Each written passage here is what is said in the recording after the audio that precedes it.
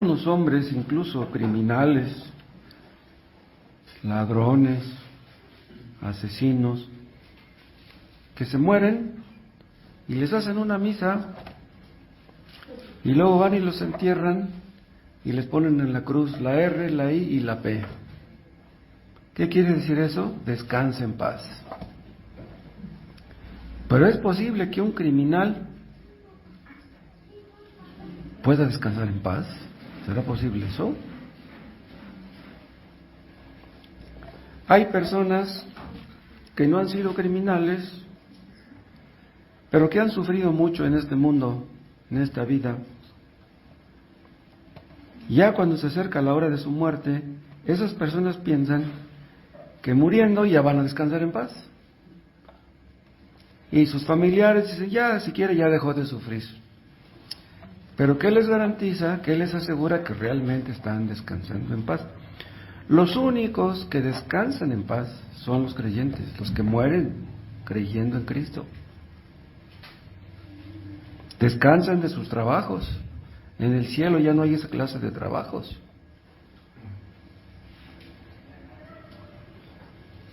Muchos pecan y vuelven a pecar y vuelven a pecar, y como no sufren las consecuencias, piensan que Dios no existe.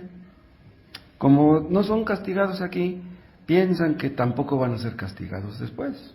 O sea, creen que van a descansar en paz. Pero una persona que vive como si Dios no existiera, como si no tuviera que rendir cuentas, ¿qué esperanzas tienen de descansar en paz? Nosotros estamos llenos de limitaciones. Todos estamos llenos de limitaciones. Pero la soberbia nos hace creer que podemos. Creemos ser inteligentes. Creemos que podemos hacer bien las cosas. Pero según nuestro texto, solamente hay una clase de personas que pueden tener un final feliz. ¿Quiénes son? Los creyentes en Cristo, aquellos que fueron conocidos por Dios desde la eternidad, los que aman a Dios, los que son hechos conformes a su Hijo Jesucristo. Solamente ellos pueden esperar descansar de sus trabajos después de que mueran. Solamente los que son llamados van a ser glorificados. Y a los que predestinó, a estos también llamó. Y a los que llamó, a estos también justificó. Y a los que justificó, a estos también glorificó. Tienes lo primero, tendrás lo último. Tienes lo primero, tienes todo el paquete.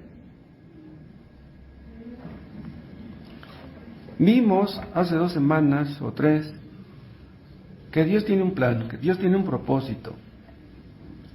Y ese plan y ese propósito es para los que antes conoció, es lo que dice el versículo 29. Dios los conoció desde la eternidad. Y ellos son los que son hechos conformes a la imagen de su Hijo. Y todo lo que nos acontece tiene el propósito de que nos parezcamos a su Hijo. Es lo que dice el 29. Todo lo que nos acontece tiene ese propósito, sea bueno o sea malo. A veces, según Dios, nos conviene que nos vaya bien, pero hay veces que según Dios nos conviene que nos vaya mal. O sea, Dios nos da lo que contribuya a que nos parezcamos a su Hijo. Si ustedes no tienen problemas con los hijos, lo tendrán con la esposa, lo tendrán con la suegra, lo tendrán con un primo, con los compañeros de trabajo, con los dueños de la casa, con los inquilinos, con quien sea, tendremos problemas. ¿Para qué? Para que nos parezcamos a Cristo. Dios quiere que ubiquemos nuestro pecado, y si no lo ubican ustedes cuando están leyendo o cuando escuchan la predicación, lo ubicarán de alguna otra manera. Pero Dios siempre está tratando de poner ante nuestros ojos nuestro pecado. Pero todas las cosas nos ayudan a bien si amamos a Dios. Entonces, si amamos a Dios es porque Él nos ama. Entonces, si nos suceden cosas tristes, desagradables, estamos enfermos, tenemos un accidente, sea como sea, no creemos que por eso Dios deja de amarnos. Nosotros creemos que Dios nos ama, pase lo que pase y venga lo que venga. Antes de ser convertidos, no creíamos en Dios. Pero ¿qué sucedió? Que de repente empezamos a creer en Él. ¿Qué pasó? La verdad es que eso es un misterio. Sabemos, incluso conocemos a personas que son muy cultas y que son muy preparadas, que leen la Biblia incluso por décadas y nunca llegan a ser salvas. Leen la Biblia como si fuera un libro cualquiera, libro de aventuras, una novela. No saca ningún provecho de leer la Biblia, porque nosotros sí. Si nosotros hemos sacado provecho de lo que leemos, ¿es acaso porque somos muy inteligentes? Vean ustedes el caso de Jacob y Esaú. Jacob y Esaú tuvieron los mismos padres, obviamente tuvieron la misma educación, eran gemelos. ¿Por qué uno fue salvo y el otro no? ¿Por qué? Hay familias donde unos son salvos y otros no. Hay matrimonios donde el marido es salvo y la esposa no, o viceversa. ¿Por qué? Hay cosas que no alcanzamos a comprender. En el versículo 29 leemos que Dios predestinó a los que antes conoció. Y yo les decía la vez antepasada que esos que antes conoció se puede traducir como los que antes amó. Y esos, los que son predestinados, los que fueron amados desde la eternidad, dice el versículo 30 que son llamados, son justificados y son glorificados. Entonces, si ustedes son predestinados, tienen todo el paquete. Las tres cosas. Primero, los llamó. Junto con eso vino la justificación y con el tiempo vendrá la glorificación. Pero así como las dos cosas fueron seguras, la tercera lo es también, aunque todavía no la experimentamos. Entonces, primero somos llamados. Pero acuérdense, ustedes que conocen el tema del llamamiento eficaz, que hay un llamamiento que es universal, un llamamiento que se hace a todos. Pero dice Jesús, muchos son llamados, pero pocos escogidos. Quiere decir, pocos son predestinados. Hay muchos textos que hablan del llamamiento. Ustedes buscan en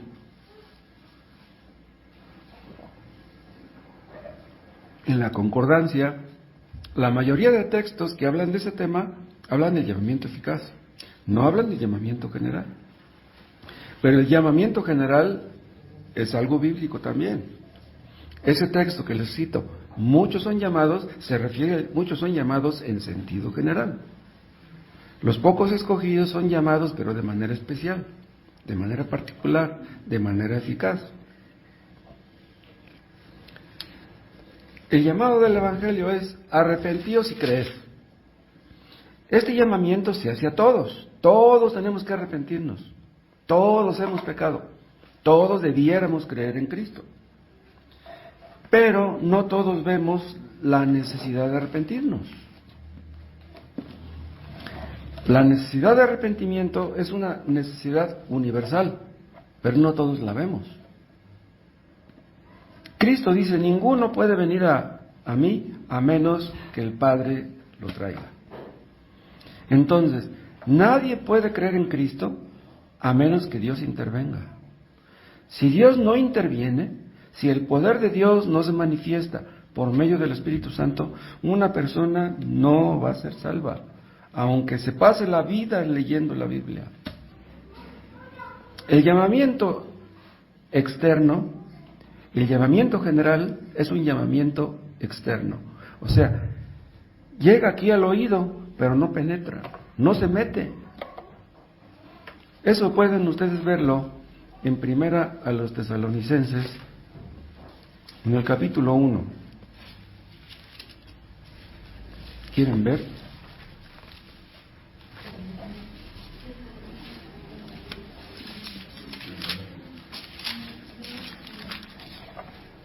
Primera epístola a los Tesalonicenses, capítulo 1. Vean el versículo 5. Pues nuestro evangelio no llegó a vosotros en palabras solamente, dice, sino también en poder.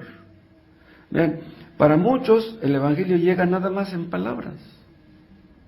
¿Qué es lo que escucha la persona que está sentada? Palabras y nada más. Pero a los tesalonicenses no solamente les llegó en palabras, dice, sino también en poder. Y luego dice, en el Espíritu Santo. En realidad aquí está mencionando dos cosas, pero nada más es una. O sea, el poder de Dios se manifiesta por medio del Espíritu Santo. Dice, y en plena certidumbre. O sea, que estamos bien seguros que el Espíritu Santo ha obrado en nosotros.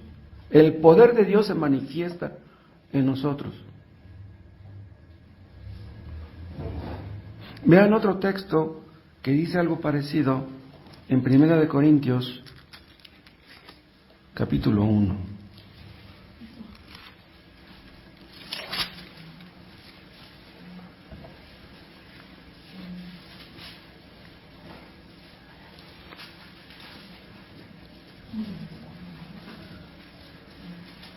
Versículo 17. Pues no me envió Cristo a bautizar, sino a predicar el Evangelio, no con sabiduría de palabras, para que no se haga vana la cruz de Cristo. Porque la palabra de la cruz es locura a los que se pierden. Vean, la palabra de la cruz se puede traducir como la palabra del Evangelio. ¿Sí? La palabra del Evangelio es locura ¿a quiénes? A los que se pierden. O sea, los que se pierden ven el Evangelio, ven las palabras como que es para locos. Dice, pero los que se salvan, esto es a nosotros, es poder de Dios. ¿Crees tú que lo que nosotros estamos predicando es cosa de locos? ¿Crees que creen en esto solamente los que están locos, los necios, los fanáticos? ¿Crees tú que es para ellos y no para ti? Entonces tú eres de los que se pierden. Dice al final del 18, esto es a nosotros, es poder de Dios. ¿Qué es el Evangelio? Es poder de Dios. ¿Por qué? Porque lo hemos experimentado. Porque las palabras no se quedaron aquí, en la periferia, se metieron. Es el Espíritu Santo el que hace que la palabra de Dios penetre, pero no solamente que penetre, sino que esté trabajando adentro. Porque hay personas que la palabra de Dios penetra un poco, pero no obra con poder adentro, de modo que transforme a la persona.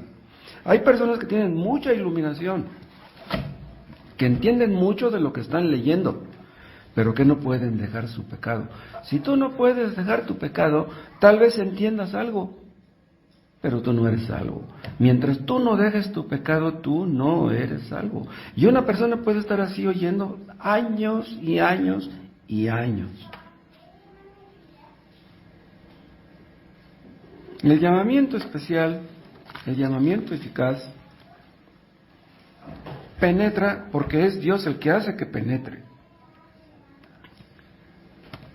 Esto del llamamiento interno, llamamiento especial, es un tema que tocó mucho Agustín.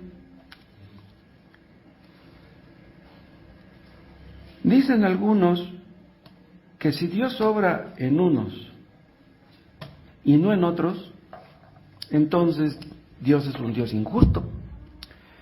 ¿Por qué Dios hace que la palabra penetre en unos casos y no en otros? Vean, está claro que Dios quiere que hablemos del Evangelio a todo el mundo. Eso no hay ninguna duda. Pero ¿por qué Dios no hace que el Evangelio penetre en el caso de todos? Acuérdense del caso de Lidia. El apóstol Pablo fue a predicar a Éfeso.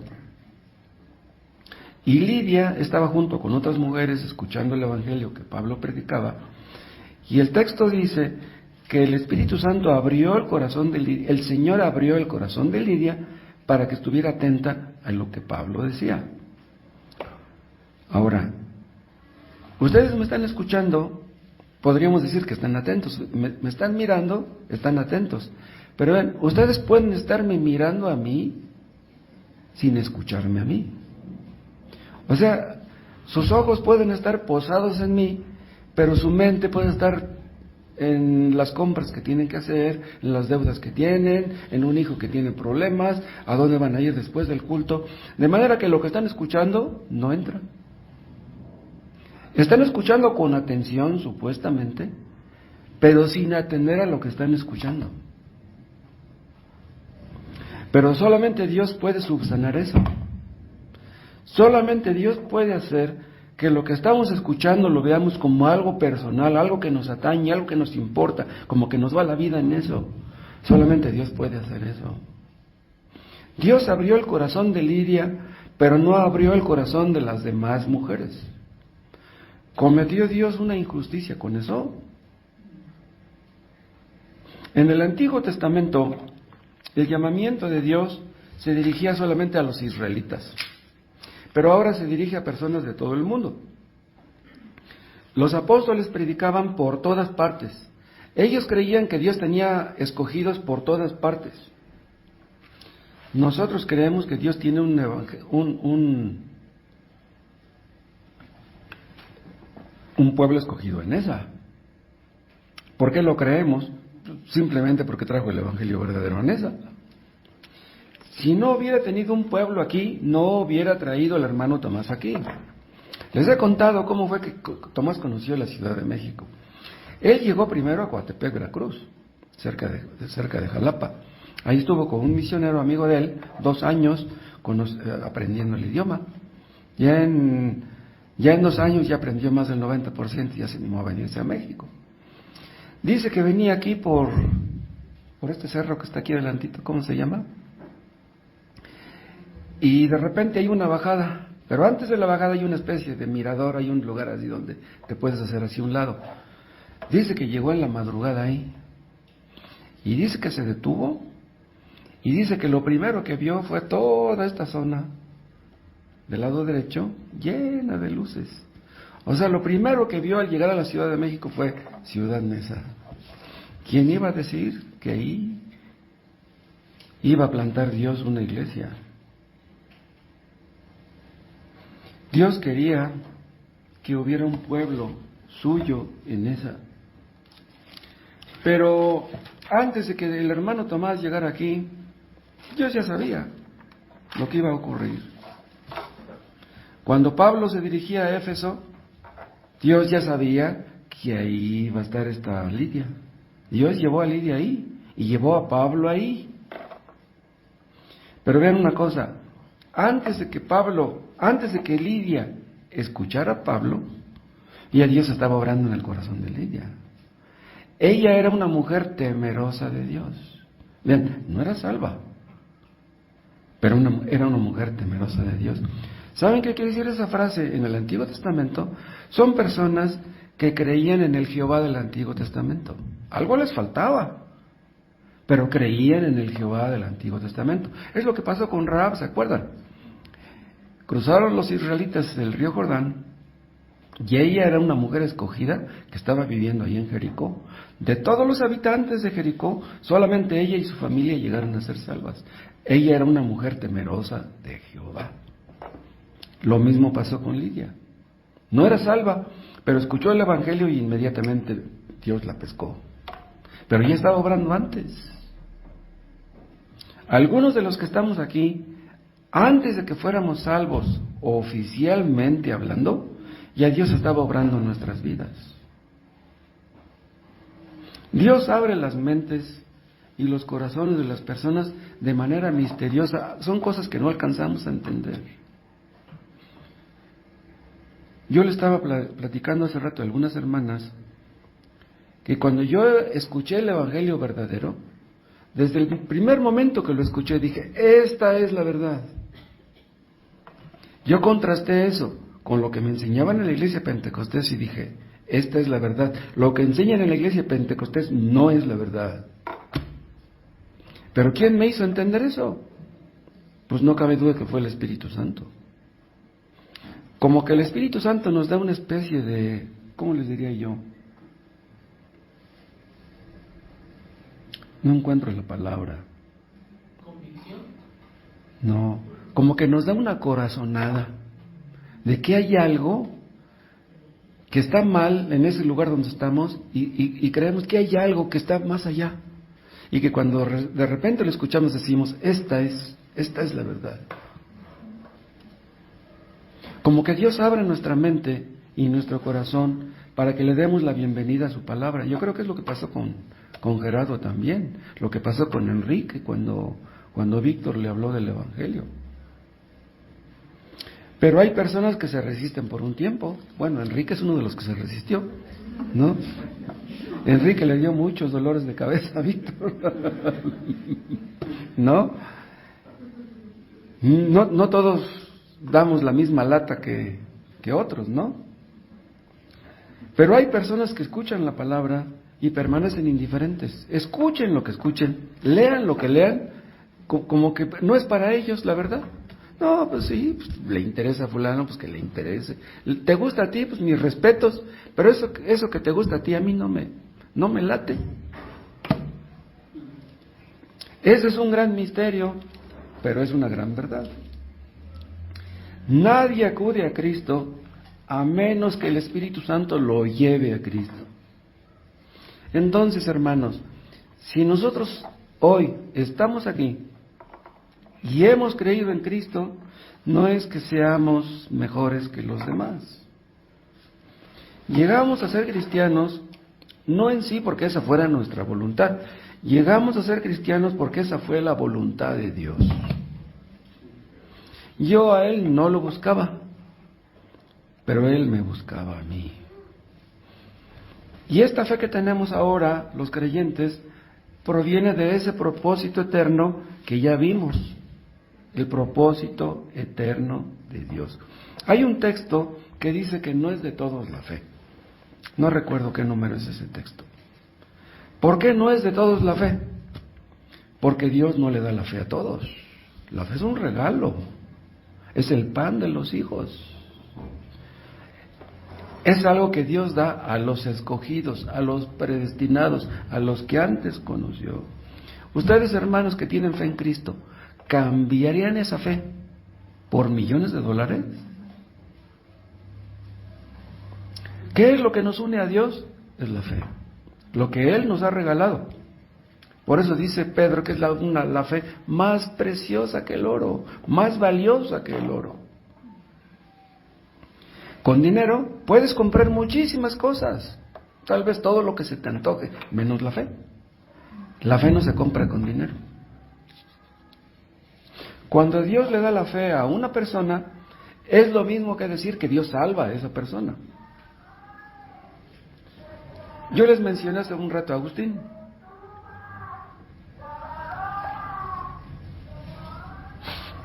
Dice en uno de sus libros, Agustín, que él andaba en los vicios, andaba detrás de las mujeres, pero su madre, Mónica, pues oraba por él.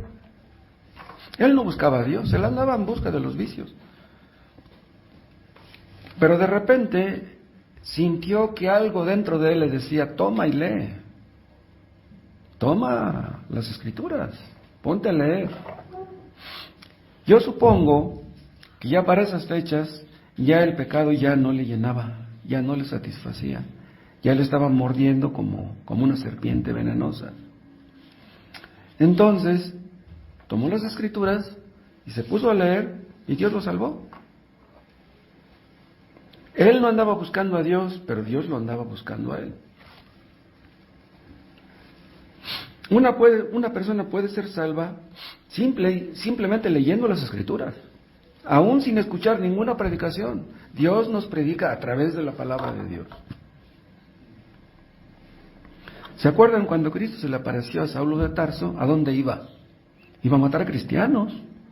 Él no andaba buscando a Dios, pero Cristo se le apareció porque lo andaba buscando a él y lo salvó. Cuando Agustín era un joven, se olvidó de las Escrituras. Cuando era niño las leía. Su mamá le enseñó a leer las Escrituras. Pero cuando era joven se olvidó de ellas, las botó por allá. Hasta que Dios puso en su mente, búscame. Él empezó a buscarlo y lo encontró. Tomó las Escrituras y cuando estaba leyendo, él sabía que Dios le estaba hablando a él a través de las Escrituras. Los escogidos toman las Escrituras y de repente las letras, las palabras, cobran vida ante nuestros ojos. Este es el libro que habla. ¿Se acuerdan que hay un sermón de Spurgeon que se llama así? El libro que habla. No hay ningún libro que se parezca a este. Este es un libro que nos habla a nosotros. Los escogidos leen las Escrituras y entienden que Dios les habla a ellos personalmente. Agustín fue convertido de una manera radical. Su vida cambió así, de un día para otro. Y todos los creyentes experimentamos algo parecido. De repente empezamos a ver el pecado como debemos verlo. Algo nos dice que eso no nos conviene, ya no queremos nada con el pecado. Pero antes de eso, algunos de nosotros nos burlábamos de Dios. Nos importaba, como Agustín, el vicio, el dinero, el pecado, el trabajo, cosas así. Pero no era Dios el que nos importaba. Pero vean, ahora entendemos, los que ya somos convertidos, que antes de serlo, Dios estaba obrando en nuestras vidas. Cada paso que dábamos, cada detalle de nuestras vidas era guiado, era dirigido por Dios. No lo entendíamos en aquel tiempo, pero ahora lo entendemos. Nosotros no queríamos saber nada de Dios, pero Él nos andaba buscando, por aquí, por allá. Dios nos libró de la muerte de muchas maneras. Nos libró de accidentes, nos libró de enfermedades. ¿Por qué? Porque tenía el propósito de salvarnos. Pudimos ver que algunos amigos nuestros se murieron, algunos parientes, algunos conocidos. Pero ¿por qué Dios conservaba nuestra vida? Dios nos protegía, Dios nos cuidaba. ¿Por qué? Porque quería salvarnos. Dios nos salvaría a como diera lugar. Una mano invisible nos estaba cuidando. Vean, esto quiere decir que Dios nos amaba antes de que nosotros lo conociéramos a Él. En aquel tiempo no lo entendíamos, pero lo podemos entender ahora. Los que son llamados, de repente empiezan a entender lo que de ninguna otra manera hubieran podido entender. Un escogido abre la Biblia al azar, la abra donde la abra, se pone a leer y Dios le habla ahí. Le pedimos que nos hable y nos habla. No necesitamos leer tanto. Simplemente leemos un poco y Dios nos habla y no nos queda ninguna duda de que nos está hablando a nosotros. Vean, este es un llamamiento sobrenatural. Dios está obrando de una manera sobrenatural. En los 5 puntos del calvinismo se le llama el llamamiento eficaz. ¿Es eficaz por qué? Porque Dios hace que sea eficaz. Pero yo les dije hace rato que hay personas que leen la Biblia y escuchan la predicación, pero no les aprovecha. Escuchan la predicación, pero no se pueden concentrar. Les digo, pueden estar atentos, pero sin concentrarse. Están pensando en esto y en aquello otro, pero no piensan en lo más importante. No pueden captar la importancia de lo que están oyendo. Pero los predestinados escuchan la predicación y entienden que Dios les está hablando a ellos, les está hablando a su corazón, los sacude de pies a cabeza. Los escogidos entienden que no hay nada que sea más importante que Dios, nada. Dios es más importante que el dinero, más importante que la familia, que el trabajo. Dios es más importante que todo. El apóstol Pablo dice en Efesios 2 que antes de ser convertidos estábamos muertos en nuestros delitos y pecados. Esa es la condición de todos los inconversos. Están muertos en sentido espiritual. Los inconversos son insensibles a las realidades espirituales. Les importa lo de abajo, lo de este mundo, pero lo de arriba no les importa. O sea, no les importa lo más importante. Ahora, hay millones de creyentes en todo el mundo. Y Dios trata con este mundo en base a cómo trata con los creyentes. O sea, todo en este mundo gira alrededor de la salvación de los escogidos. Si Cristo no hubiera venido a este mundo estaría lleno de cadáveres espirituales. ¿Saben cómo sería este mundo? Algo parecido al infierno. Pero hay inconversos que les gusta lo sobrenatural. Hay inconversos que van con los adivinos, que van a que les lean la mano, que les lean las cartas, que quieren comunicarse con el más allá a través de la ouija y cosas así.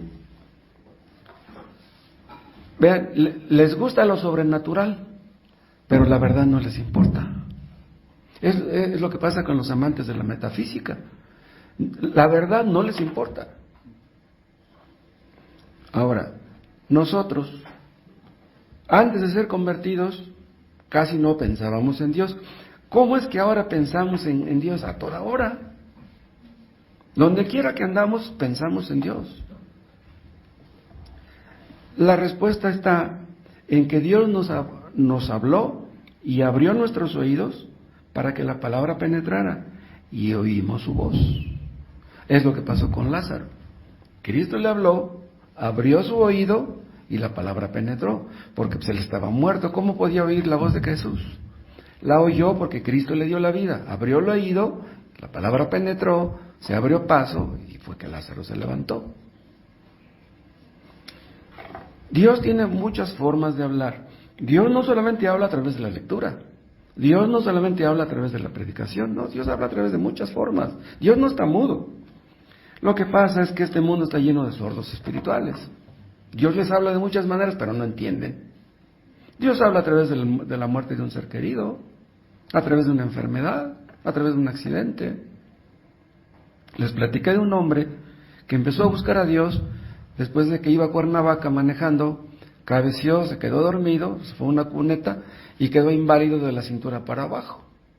Y andaba el pobre con su bolsa por acá de orina por un lado.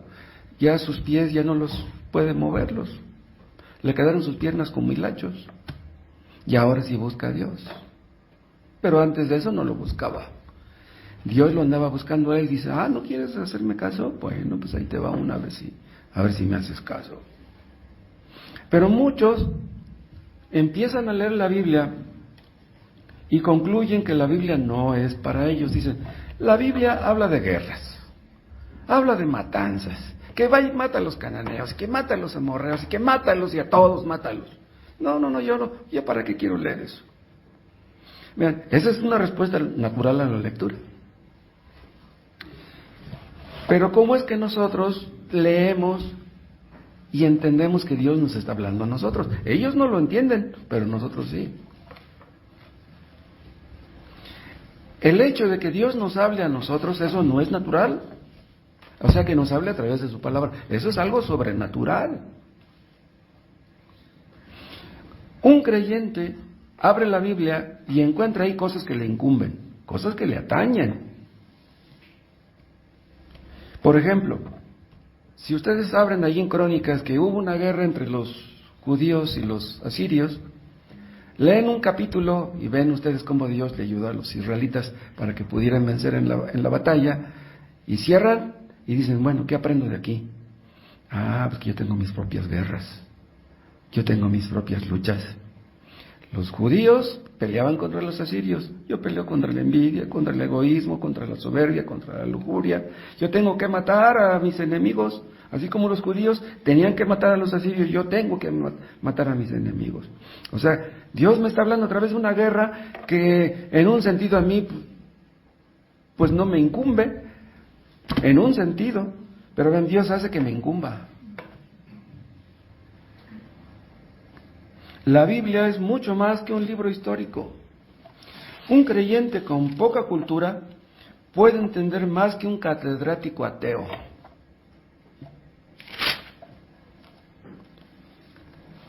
En el Antiguo Testamento, ustedes ven los pecados que cometió X cristiano, pecados que cometió Abraham, pecados que cometió Jacob, pecado que cometió David.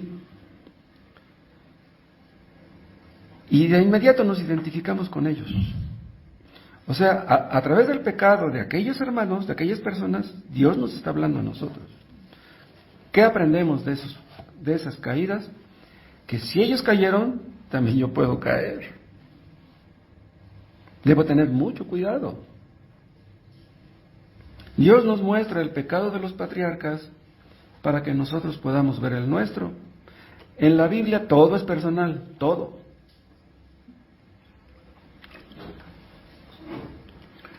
Hay ocasiones en que leemos las Escrituras y como que no captamos casi nada. ¿A qué se deberá eso?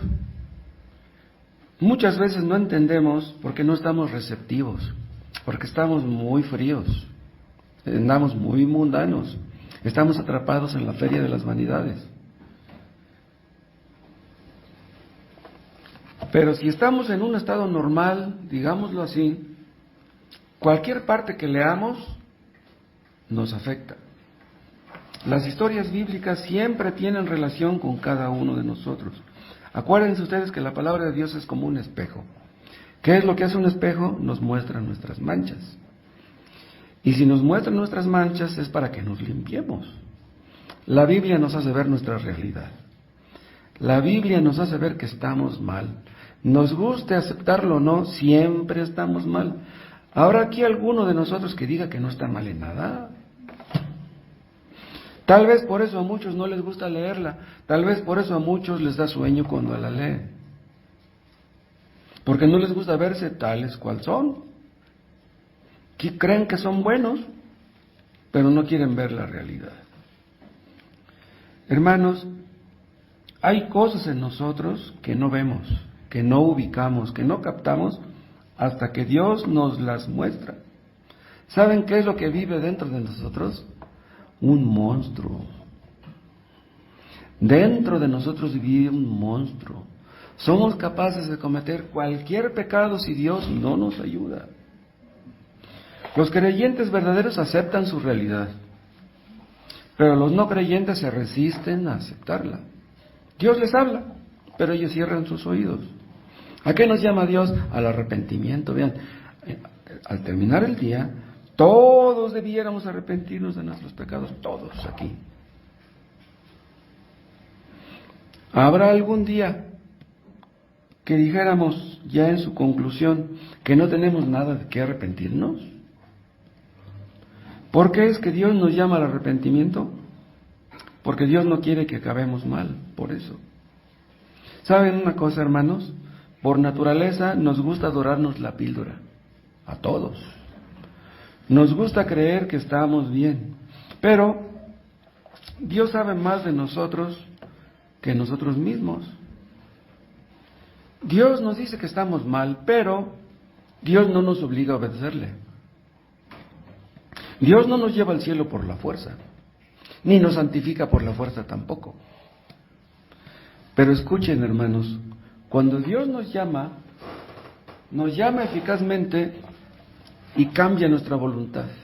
Nuestra voluntad antes era reacia, se resistía, pero ya después la hace Dios dócil. Dios nos hace querer lo que por naturaleza no queremos. Dios nos hace ver lo que no queríamos ver. Dios nos hizo amar lo que antes odiábamos. Y nos hizo odiar lo que antes amábamos. Para que una persona sea salva, Dios la hace querer la salvación primero. ¿No quieres tú la salvación? Dios no te la da. Ahora, si yo les preguntara a todos ustedes que levantaran la mano, los que quisieran la salvación tal vez la levantarían todos. Pero el querer la salvación no es algo que simplemente decimos con nuestros labios. Si tú quieres ser salvo, tienes que demostrarlo con tus hechos.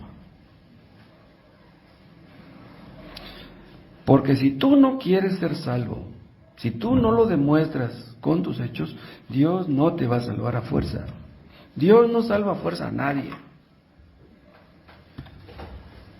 Algunos tal vez estén esperando que Dios ponga en ellos el deseo de ser salvos. Es que no siento el deseo. Por ejemplo, supongamos que una persona no tiene el deseo de leer la Biblia. Nosotros los creyentes a veces no tenemos ganas de leerla. Si la leemos sin tener ganas, ¿eso nos convierte en hipócritas? No. Si no tenemos ganas de leerla, seríamos hipócritas si dijéramos, ay Señor, tengo muchas ganas de leerla. Entonces sí seríamos hipócritas. No, pero tenemos que ser honestos, Señor, no tengo ganas de leer, pero voy a leer porque tú me lo mandas. Entonces ya no nos convierte en hipócritas. Entonces eso nos convierte en obedientes.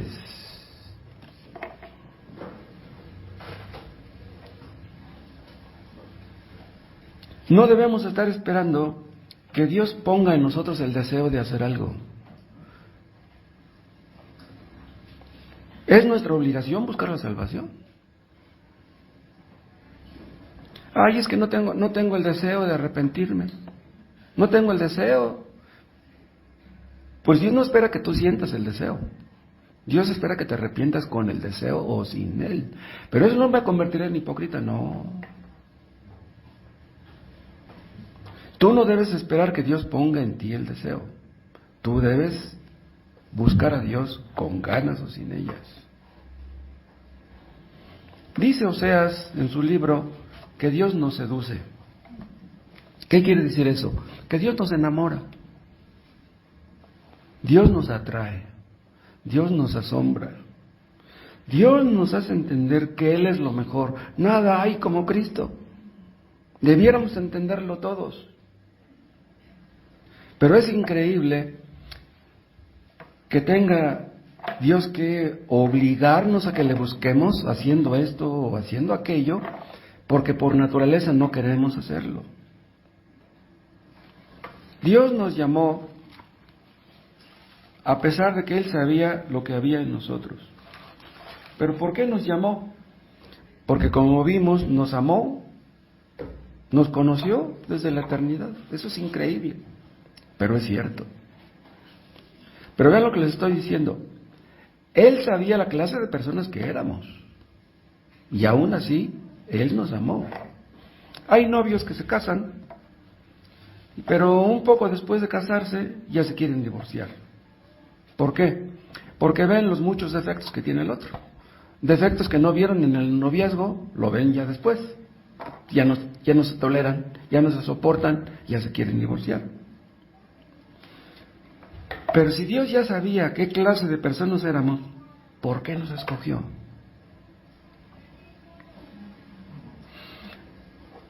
A nosotros se nos hace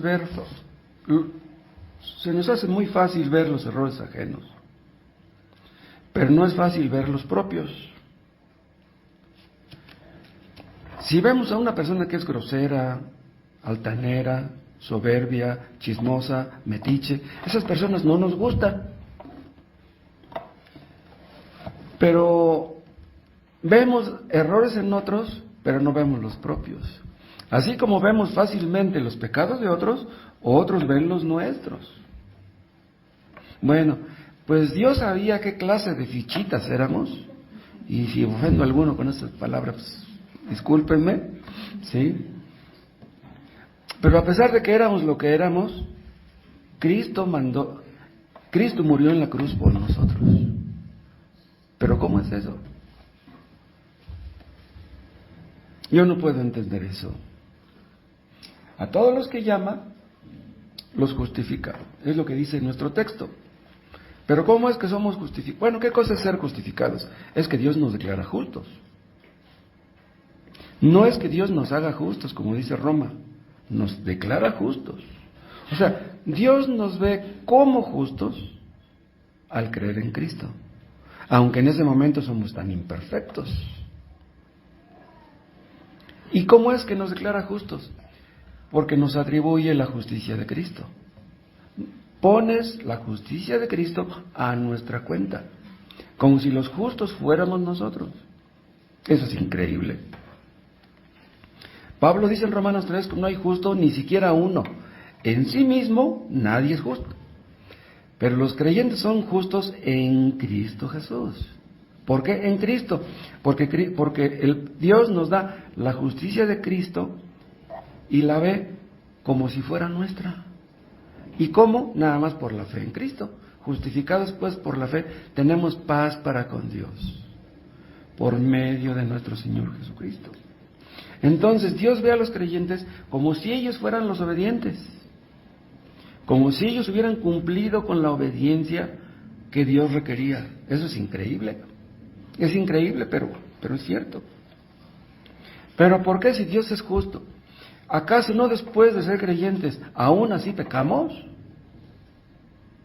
O sea, en nosotros mismos seguimos siendo injustos.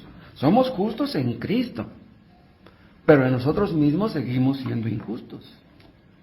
Vean, como Dios es justo, no puede pasar por alto el pecado. Él está comprometido a castigarlo. Él es el juez supremo. Todos los que estamos aquí tendremos que rendirle cuentas a Dios, todos, creyentes y no creyentes. ¿Estamos preparados para enfrentar el juicio?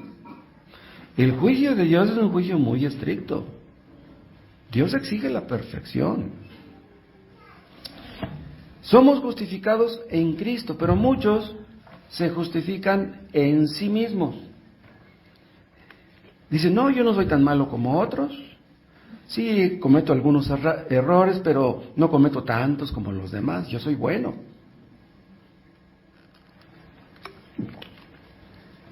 Son personas que se justifican a sí mismos. Creen que serán salvos por sus obras. Tal vez reconozcan que no son perfectos, pero creen que están bien de todas maneras. Ellos creen que van a salir bien librados. Pero ¿saben ustedes por qué? Porque han pecado y Dios no los ha castigado. Entonces, como no han sufrido las consecuencias de sus pecados, creen que no las van a sufrir nunca. Hay personas que creen que van a llegar al día de su muerte y que van a llegar al cielo y no va a haber ningún problema. Son personas pobres que creen ser justos, pero ellos no entienden que no hay justo ni siquiera uno. Solamente hay uno que es justo. ¿Y quién es ese? Es Cristo. Es el único que obedeció todos los requerimientos de Dios de manera perfecta.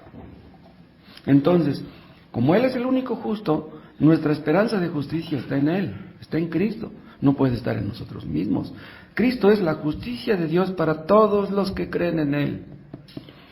Dios no acepta una justicia menor que la de Él mismo. Cristo es la justicia de Dios. Dios nos regaló su propia justicia en Cristo. ¿Están en Romanos todavía?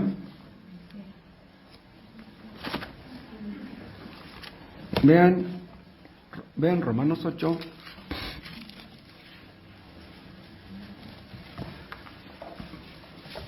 Versículo 1. Ahora pues, ninguna condenación hay para los que están en Cristo Jesús. Los que no andan conforme a la carne, sino conforme al Espíritu. En 7:24 dice Pablo, miserable de mí, ¿quién me librará de este cuerpo de muerte? Pablo entendía que en él había pecado, por eso se sentía miserable. Todos los creyentes se sienten miserables. Dice, ¿quién me librará? Pues la respuesta está en el 25. Gracias doy a Dios por Jesucristo, Señor nuestro. Así que yo mismo con la mente sirvo la ley de Dios, o sea, no puedo abstenerme de pecar. No soy perfecto, dice Pablo. Pero vean lo que dice en 8:1. Ahora pues ninguna condenación hay. A pesar de que hay pecado en nosotros, ya no hay condenación para nosotros. ¿Por qué? Porque hemos sido justificados en Cristo. Dios nos ve como justos en Cristo. Entonces, para los que están en Cristo ya no hay ninguna condenación. Seremos juzgados, habrá un juicio, pero ya no seremos condenados.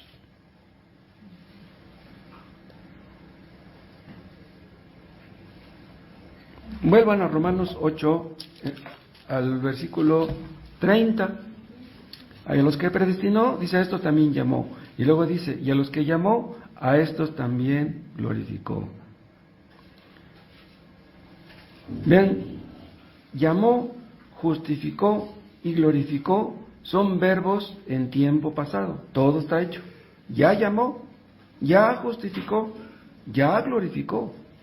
No es algo que Dios está haciendo, es algo que ya fue hecho en el pasado. ¿Qué quiere decir esto? Que si tú tienes lo primero, tienes lo último. No te quepa ninguna duda. En otras palabras, la salvación de los creyentes no es algo incierto, no es algo dudoso. Un creyente, si peca, puede llegar a dudar de su propia salvación. Si yo soy creyente, ¿por qué hice esto? Si yo soy un verdadero creyente, ¿por qué estoy haciendo? No debo hacer esto, ¿por qué estoy haciéndolo? Un creyente puede agarrarse coscorrones a sí mismo y decir, eres un hipócrita, no sirves para ser creyente, ya mejor ni vayas a las reuniones. Un creyente puede llegar a ese punto.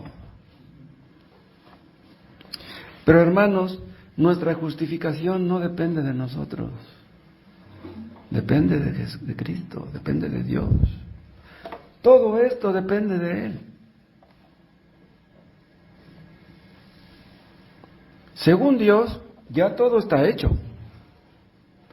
Ahora nosotros estamos metidos en un proceso, pero para Dios no hay ningún proceso, para Dios ya todo está terminado. Podemos saber ahora si hemos sido llamados, si hemos sido justificados y seremos por fin glorificados. Podemos estar seguros de eso, que somos perdonados, que ya somos hijos de Dios.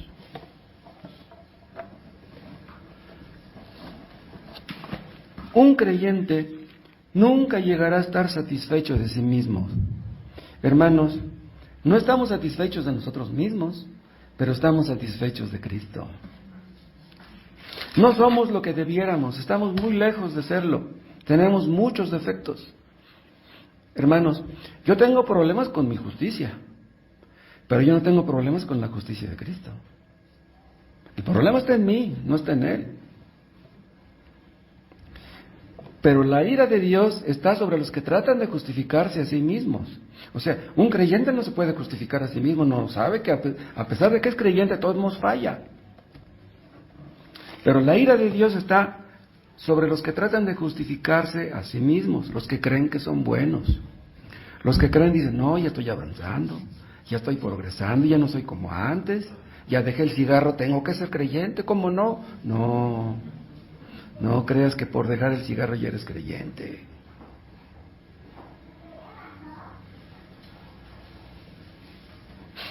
Los que creen en Cristo tienen una justicia perfecta.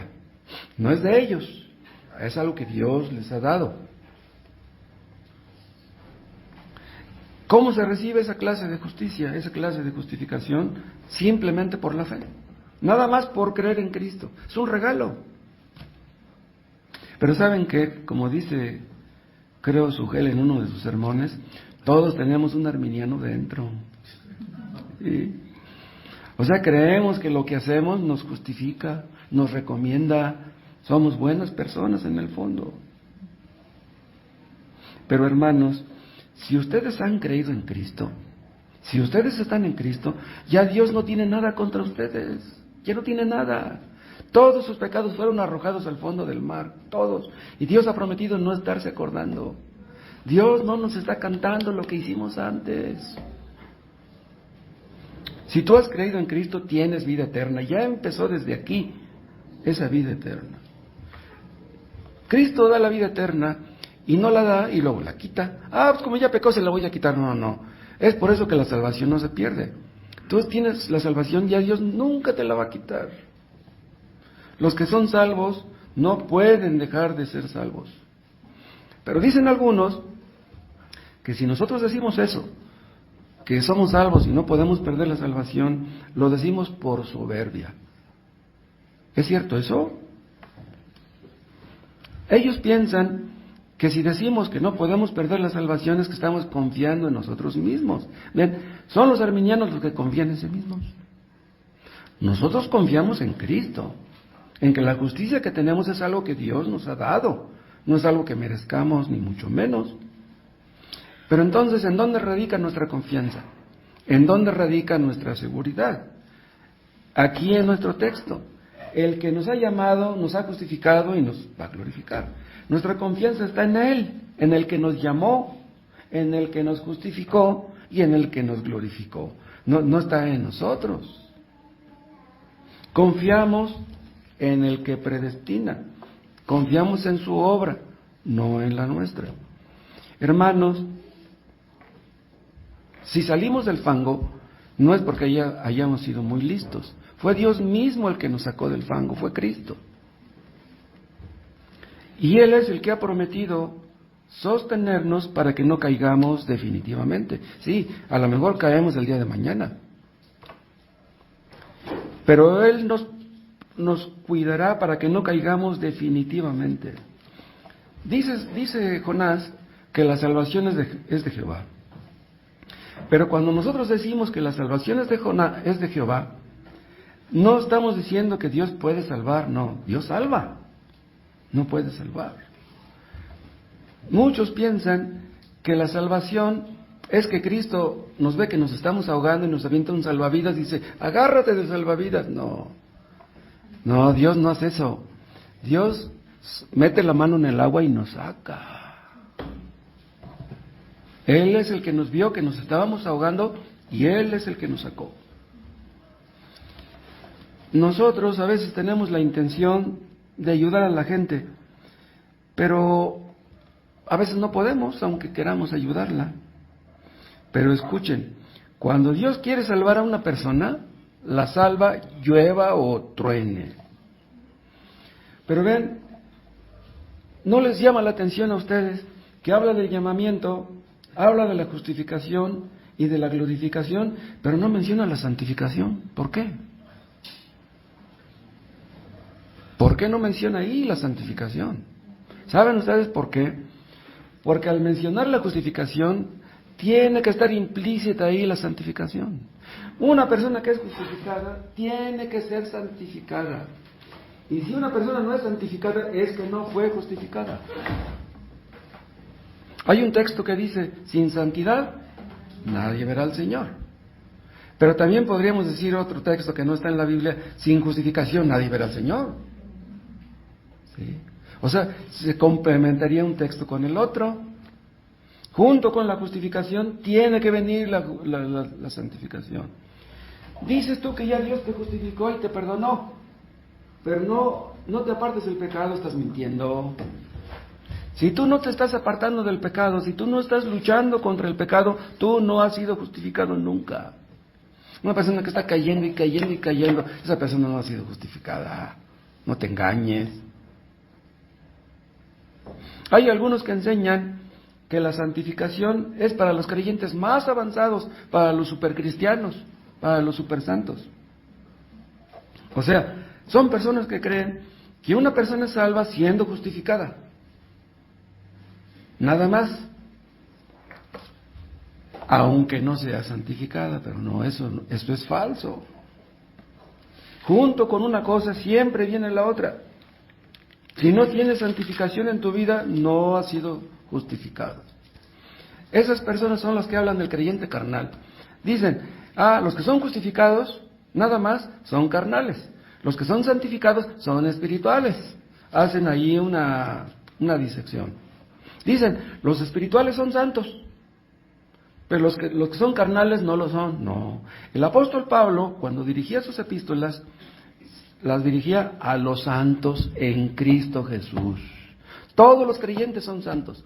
Todos los receptores de las cartas, de las epístolas, tenían defectos. No había ninguna iglesia perfecta. Pero Pablo les llamaba a todos santos en Cristo Jesús.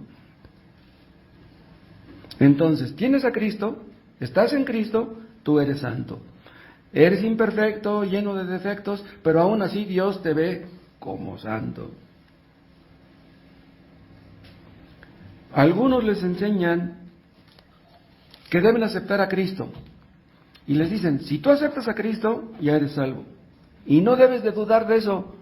Pero eso es falso. El hecho de que tú creas que eres salvo, eso no quiere decir que estés salvo. Dice, no, yo creo que soy salvo y no me metas dudas, por favor. Yo estoy bien seguro, no.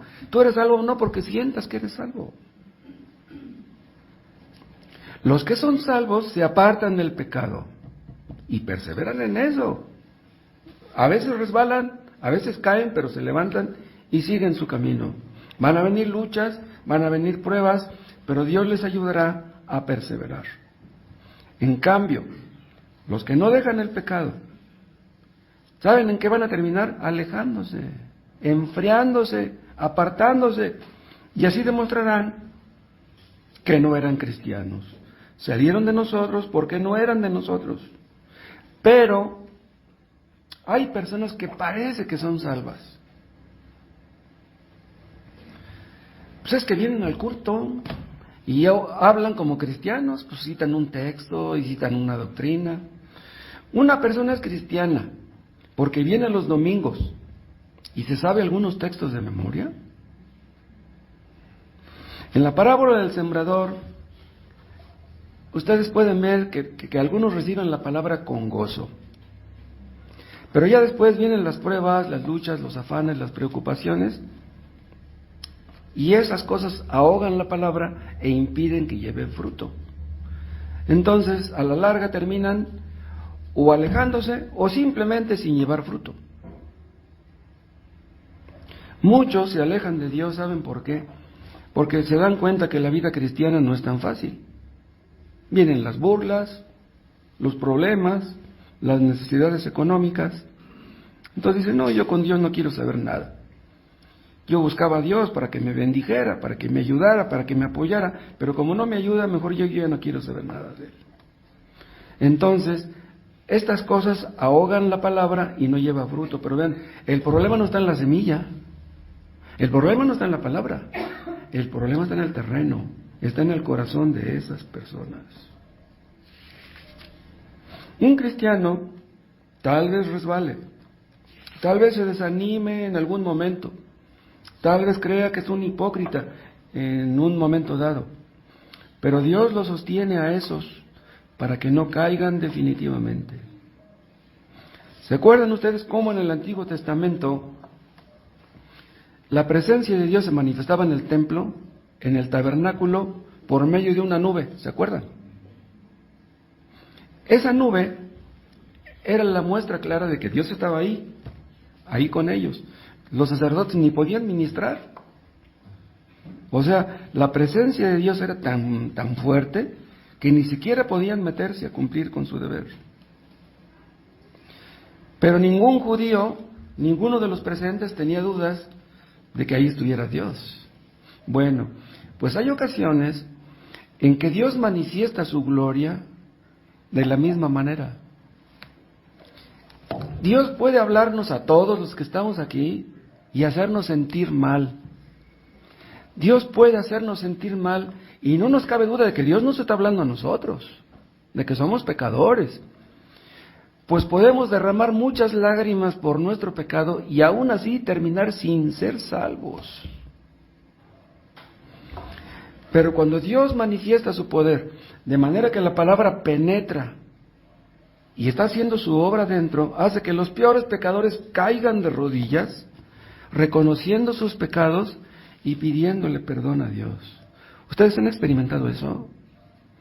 ¿Han caído de rodillas pidiéndole perdón a Dios por sus pecados? ¿Lo han hecho? Vean ustedes cómo Dios doblega nuestra voluntad. Por naturaleza nuestra voluntad es reacia. Pero hermanos, bendito sea Dios, que la voluntad de Dios es más poderosa que la voluntad humana. Personas que decían, yo nunca voy a ser cristiano, yo nunca voy a ser salvo, no cuenten conmigo. Pues Dios salva a esas personas, aún así. Y como yo les decía que dice Oseas, Dios nos enamora. Dios nos hace ver que nada en este mundo es más importante que Él. No hay nadie como Cristo.